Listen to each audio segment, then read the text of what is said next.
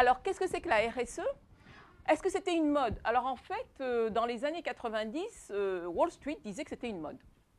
Alors, au départ, si vous regardez la plupart des investisseurs socialement responsables, ça a été le boycott sur les entreprises qui étaient dans l'industrie de la guerre et qui étaient impliquées au Vietnam. Ensuite, c'était celles qui étaient en Afrique du Sud. Et suite aux chutes de l'apartheid, on s'est dit, chouette, il n'y a plus rien. Ils n'ont plus rien à défendre, ces gens-là. Et finalement, on a vu apparaître la cause de l'environnement et bien d'autres choses qui sont apparues après. Donc, de voir l'entreprise comme une entité, une organisation qui va au-delà de maximiser le profit, c'est-à-dire qu'elle produit des externalités dont il va falloir prendre compte, eh bien, ce n'est plus vraiment une mode, c'est quelque chose qui s'est plus ou moins instauré. Qui sont ces acteurs? Eh bien, premièrement, c'est qu'on a des investisseurs individuels.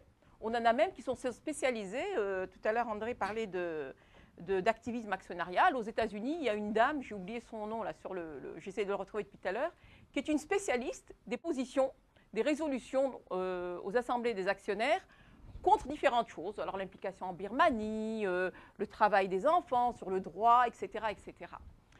Donc, nous avons des investisseurs qui peuvent être individuels, mais évidemment, nous avons aussi les fameux investisseurs qui sont habituellement qui démarrent et catalysent et forment ce mouvement-là. Ce sont les religieux, hein, qu'on voit en France, par exemple, la sœur Nicole Rey, par exemple, qui a catalysé ce mouvement-là. En Amérique du Nord, c'est un petit peu pareil. Mais ça ne s'arrête plus aux religieux, ça va beaucoup plus loin. Nous avons même des fonds mutuels. Alors, tu as soulevé tout à l'heure, Imen, la question des fonds mutuels qui vont présenter des fonds dits socialement responsables, environnementaux, etc. Et même maintenant, des fonds de pension parce qu'on relâche un petit peu.